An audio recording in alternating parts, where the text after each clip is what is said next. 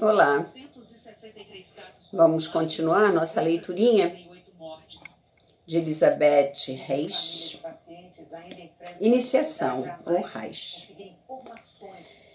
Nós estávamos lendo o 38, cujo título é Últimos Preparativos.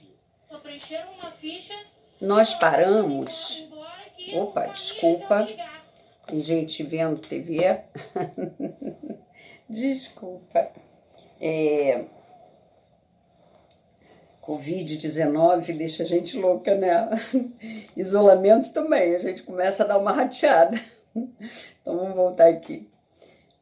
Então tá, Elizabeth Reis, Iniciação, Últimos Preparativos é o capítulo. E nós paramos quando o Ptah Hotep estava conversando com a neófita sobre a responsabilidade, a grande responsabilidade de se tornar uma iniciada. Mostrando a ela e dizendo a ela que ela sempre estaria à prova, né? Mostrando que os desejos estão lá, que ela aprendeu a controlar isso tudo. Eu lembrei do orai e vigiai, né? Então, continua fazendo aquilo, mas fica vigiando, né? Porque a gente pode cair em tentação. E aí ele fez duas perguntas para ela, né? Disse que os exercícios se desenvolveram a ponto de que ela podia e tinha condição de entender aquelas verdades todas que ele estava falando, e fez duas perguntas. Tem coragem de aceitar essas leis? O perigo e a grande responsabilidade? Deseja receber a iniciação? Ou prefere desistir e viver até esgotar sua vida terrena de acordo com as leis da existência humana? Seguindo. Fico em silêncio durante certo tempo.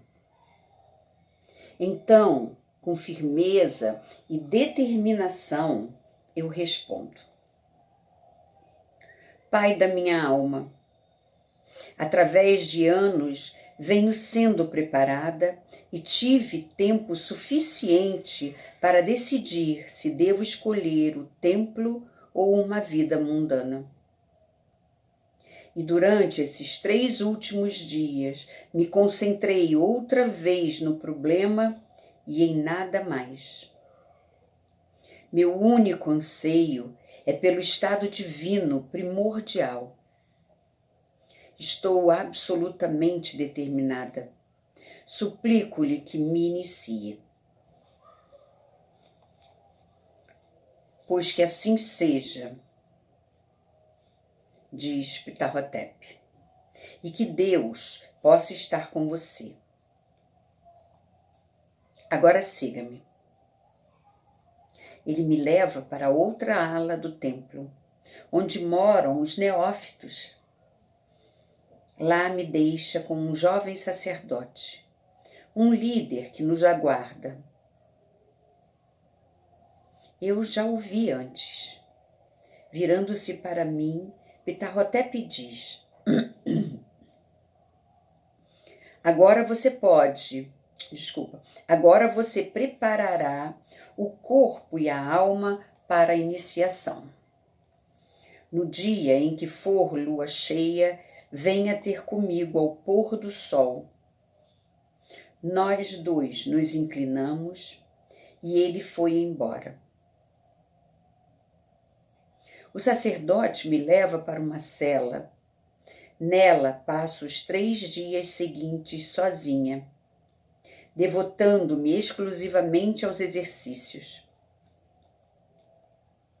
Seu propósito é trazer pureza de pensamento, de alma, de sangue e de corpo ao mais elevado ponto possível. Mesmo durante os anos em que ia à escola dos neófitos, eu tinha de seguir uma dieta alimentar muito severa, para que as células produzidas pelo meu corpo fossem quimicamente mais puras do que aquelas que substituíam de maneira constante, a fim de que os tecidos de meu corpo adquirissem a resistência necessária para suportar as vibrações mais elevadas. Isso acontece porque qualquer mudança química na matéria altera sua resistência às forças dirigidas para dentro dela. Agora, o processo terá de se completar. Posso comer apenas certas raízes especiais e ervas. Devo mastigá-las completamente e apenas engolir seu suco, cuspindo o resto. Essas ervas e raízes são selecionadas. Algumas tendem a fortalecer e estimular os órgãos excretores, enquanto as outras têm efeito semelhante no coração e nos nervos, de modo que meu organismo inteiro não enfraqueça. Como consequência dessa nova disciplina alimentar, sinto-me mais leve a cada dia que passa. Em alguns dias, nem percebo que tenho um corpo. Por outro lado, minha lucidez mental e minha habilidade de concentração aumentam até um ponto a que jamais chegaram antes. Em toda a minha vida, nunca fui capaz de pensar com tanta clareza. Nunca fui capaz de perceber a realidade espiritual com tal cristalina clareza como agora. Pelo simples jejum, sem o uso de ervas energizantes, também é possível alcançar tal grau de acuidade mental. Mas os nervos podem sofrer danos durante o processo. Embora eles se tornem hipersensíveis durante o jejum, ao mesmo tempo tornam-se muito fracos. Contudo, com a utilização dessas ervas, todas as desvantagens do jejum são eliminadas. O tempo passa. Chega o dia da lua cheia. Inteiramente concentrada em mim mesma, vou ao encontro de Ptah-hotep. Entro no momento exato em que o sol desaparece no horizonte. Siga-me, diz Ptah-hotep, e foi indicando o caminho. O sumo sacerdote leva-me através do templo, ao redor da mesa sacrificial, até perto de uma gigantesca parede de pedra. Seus enormes blocos encaixavam-se com tremenda precisão, como fios de cabelo uns ao lado dos outros. Agora sei por quê. Ptah-hotep bate em cima do centro de um deles, que lentamente se move para fora, revelando uma abertura na parede. Além dela, há uma larga escadaria de pedras que leva para baixo. Descemos até o último degrau. Então segue-se um longo corredor. Meu senso de direção e uma certa sensação em meus pulmões me revelam que estamos andando abaixo do solo. Por mais surpreendente que possa parecer, entretanto, não há mofo nem ar estagnado. O ar é puro e fresco. Até senti um certo aroma de ozônio. No final dessa passagem subterrânea, chegamos a outra escadaria que leva para cima. Depois de subi-la, Ptah-hotep me conduziu através de outros tantos corredores, alguns largos, outros estreitos, andamos por quartos de vários tamanhos que contêm uma aparelhagem estranha e incompreensível, para então subir novo lance de escadas. Por fim, entramos num aposento maior. Todos esses corredores e quartos, inclusive este, estão profusamente iluminados como se fossem banhados pela luz do dia, embora eu não veja de onde essa luz provém. A impressão é de que as próprias pedras emitem luminosidade. O equipamento desta sala é tão misterioso que logo chama minha atenção. O quarto é muitíssimo claro. Vejo uma coisa grande, estranha, em forma de prisma, que me dá a impressão de não ser feita de matéria sólida, mas de luz. Algum tipo concentrado de luz solidificada.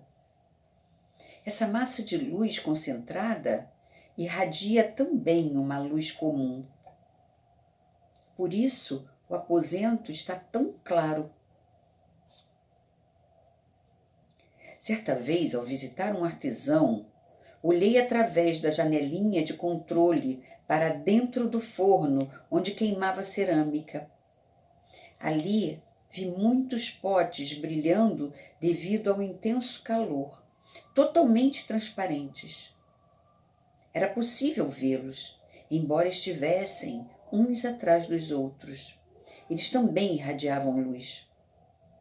Acontece exatamente o mesmo com esse poderoso prisma de luz que também irradia essa luz estranha. Sim, há luz, mas não há calor. Outros objetos incompreensíveis encontram-se neste cômodo. Eles são feitos de materiais tão estranhos e suas formas são tão bizarras que não posso imaginar para que servem. Mas não tenho tempo de estudá-los, pois estou completamente absorvida com a minha iniciação. Penso em onde terá lugar e no que irei sentir.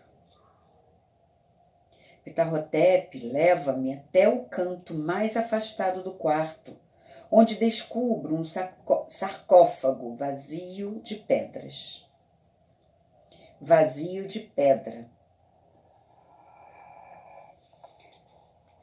Até agora, diz meu mentor e guia, você sempre ouviu o que é iniciação, mas não sabe como ela acontece. Durante a iniciação, o corpo do candidato é submetido a uma frequência mais elevada do que a que corresponde ao seu grau de consciência. Assim, ele se torna consciente nesse nível mais elevado. Somente uma pessoa preparada através de longo e severo treinamento pode ser iniciada dessa maneira num poder mais alto, num nível mais elevado de consciência, sem sofrer riscos. Apenas tal pessoa é capaz de controlar o corpo com a ajuda do intelecto, compreendendo e tendo força de vontade para sintonizar os nervos com as frequências mais elevadas. Como você já sabe, os animais não são capazes de alterar o modo ou a condição de sua vida.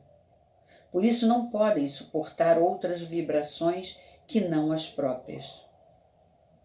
Apenas como exemplo, se o macaco fosse submetido a uma corrente que tivesse a mesma frequência que a humana, ele morreria eletrocutado em poucos minutos, com horríveis contrações nervosas.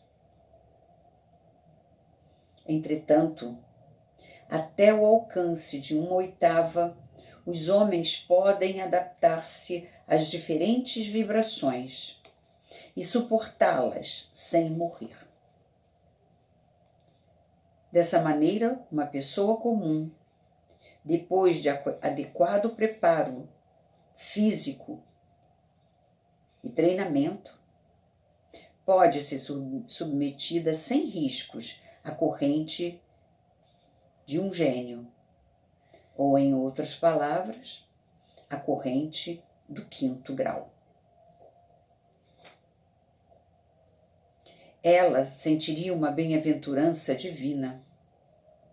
Isso acontece porque cada vibração mais elevada, enquanto suportável, induz um estado de êxtase, de vibrante felicidade.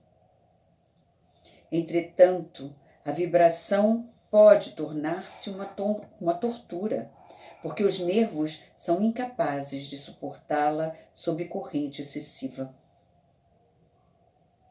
Vibrações mais baixas do que as do indivíduo em questão induzem dejeção, medo e desmaios. Uma pessoa média, devido ao anseio pelo estado estático que já experimentou, pode posteriormente atingir o estado de iniciação no 5º grau e alcançá-lo, muitas vezes, mediante a prática contínua e paciente dos nervos e das células do corpo, pois estes se tornariam seguros e transformados a tal ponto que poderiam fazer o indivíduo elevar-se 1 grau acima, tornando-se de fato um gênio. Ele continuaria a sentir um fluxo constante de conhecimento intuitivo.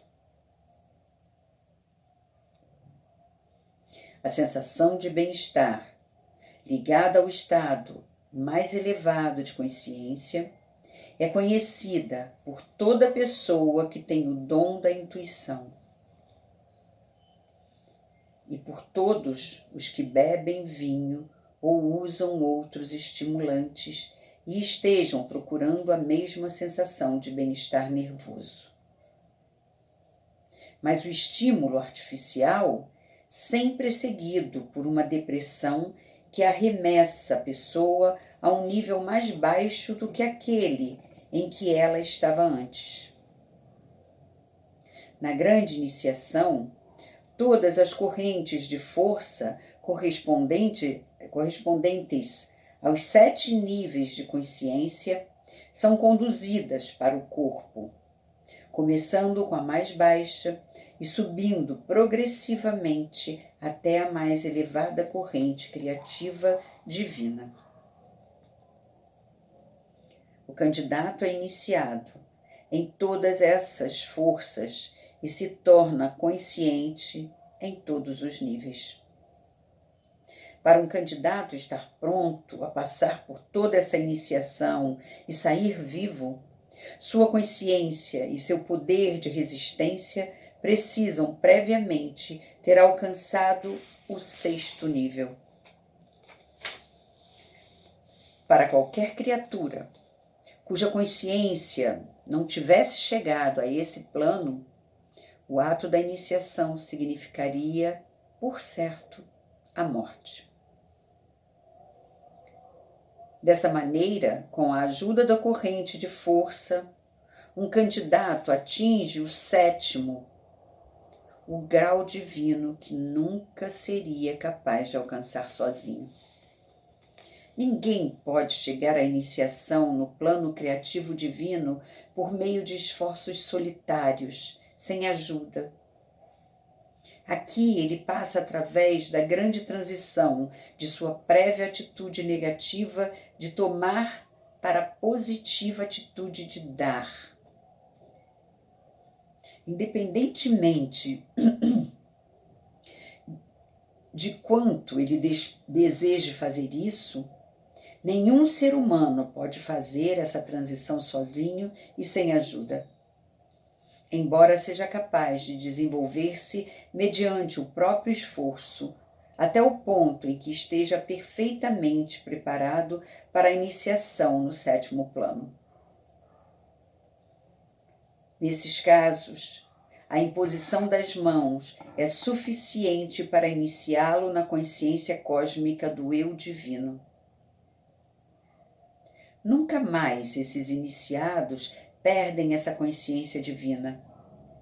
Uma vez que se moveram através de todo o ciclo da consciência total, adquirindo a experiência necessária à medida que se esforçaram, e apenas a reunião das suas metades complementares, cada qual tornada inteiramente consciente, resta a ser completada. Apenas essa última ajuda tem de provir do exterior. A partir de então, eles viverão em contínuo estado de consciência divina. Através da iniciação em nosso templo, é possível aos candidatos serem iniciados no divino 7º grau, embora possam não ter desenvolvido ainda todo o caminho até esse grau, preparando-se para ele. Mas como pré-requisito para tal iniciação, os candidatos precisam ter se tornado conscientes, no mínimo, até o 6º plano, além de ter preparado adequadamente o corpo. Através da ajuda externa na iniciação, seu caminho para o eu verdadeiro está aberto. E no ato dela, sua consciência é ligada com o fluxo divino de poder. Depois da iniciação, esses candidatos não são capazes de continuar vivendo no estado de consciência divina. Eles voltam ao estado anterior, mas recordam-se da bem-aventurança que sentiram durante a iniciação. E uma vez que o caminho para Deus lhes foi aberto, aproveitam a possibilidade de atingir o 7º plano do desenvolvimento mais rápida e facilmente do que seguindo apenas o longo caminho da experiência terrena comum e do desenvolvimento humano da consciência. A iniciação no templo, portanto, é capaz de trazer de volta a graça da união com o eu divino para muito mais pessoas do que seria possível sem essa ajuda.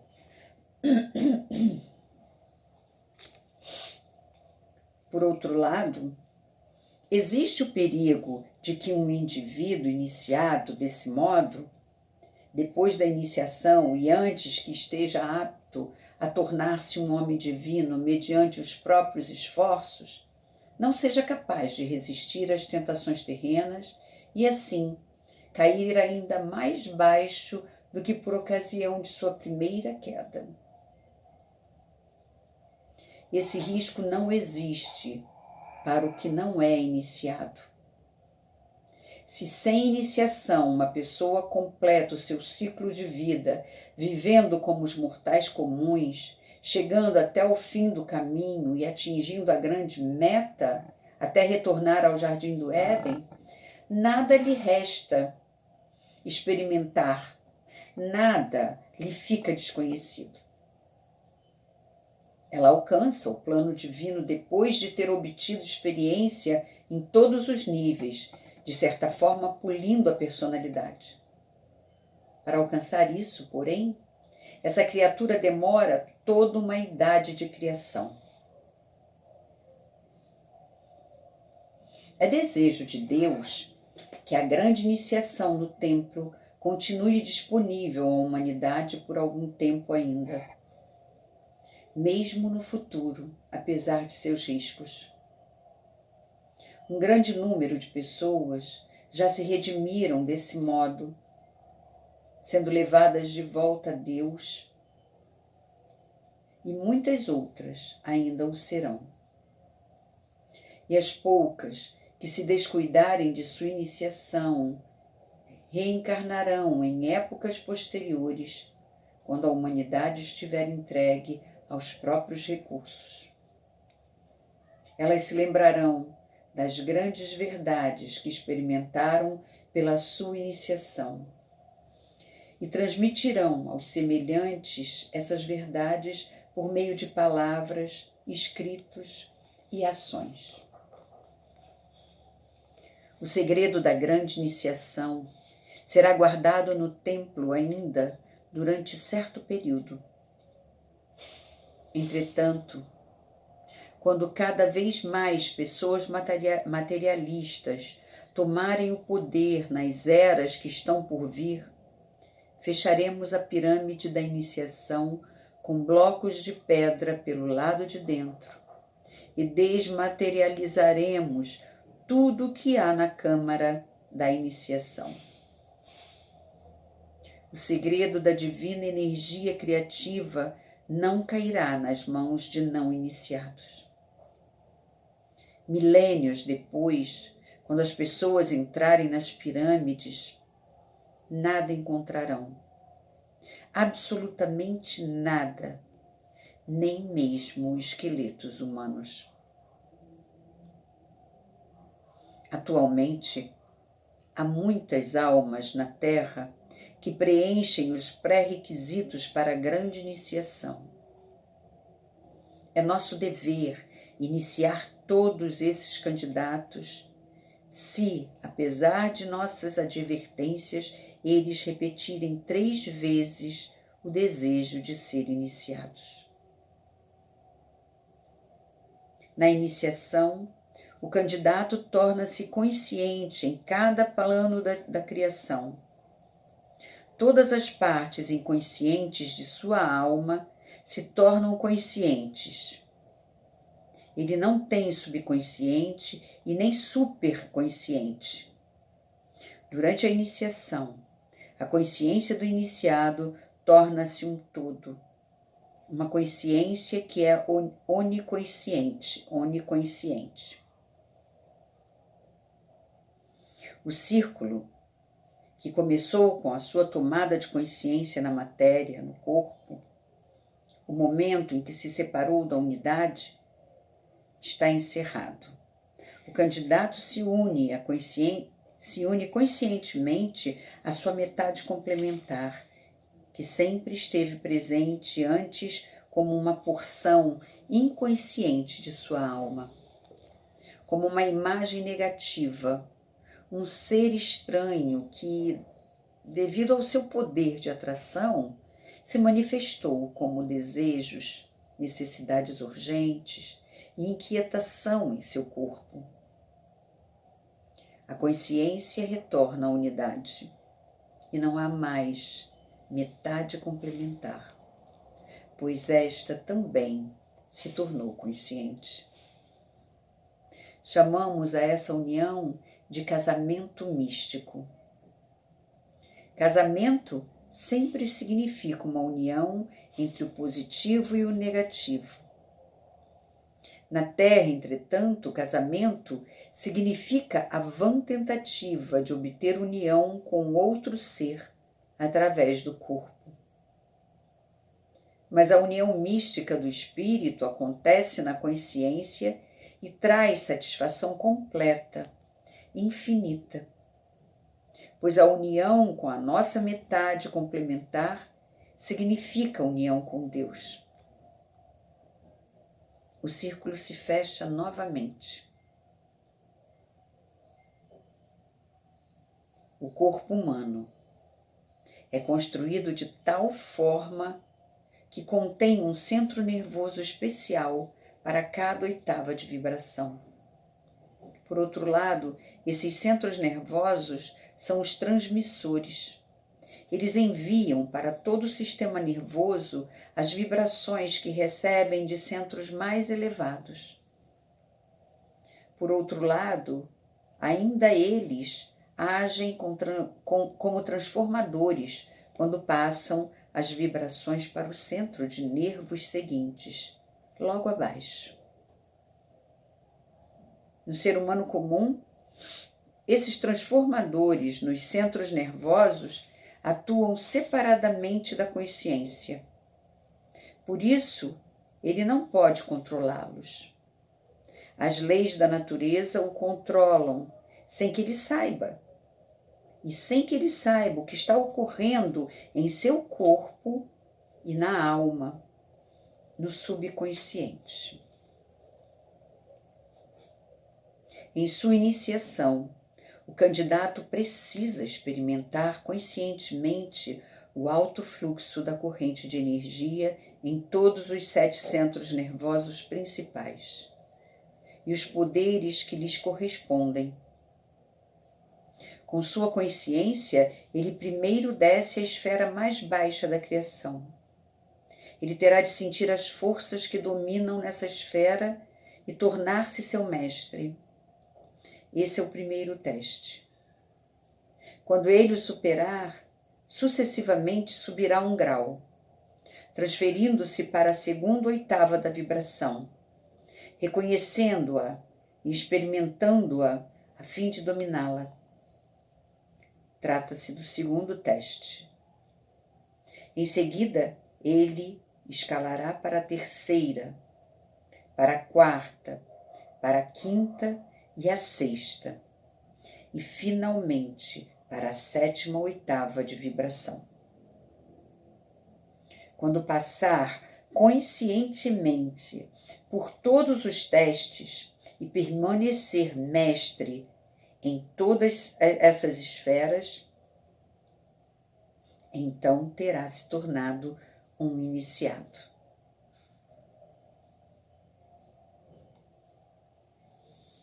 Consciência é luz. Inconsciência, escuridão. Quando na Terra vemos luz acima de nós, dizemos que é dia. Assim, cada estado de consciência é um dia de Deus, pois em cada consciência, desde o mais ínfimo plano da matéria, até a consciência que o homem divino tem do eu, Deus se reconhece nos diferentes níveis. Em todos esses dias, em todos os níveis de consciência, há atividade, inquietação, movimento, exceto no 7º, quando não há atividade, nem movimento, nem trabalho. No 7º dia, a criação cessa, porque há completa unidade e perfeito equilíbrio. Então, Deus descansa dentro do eu.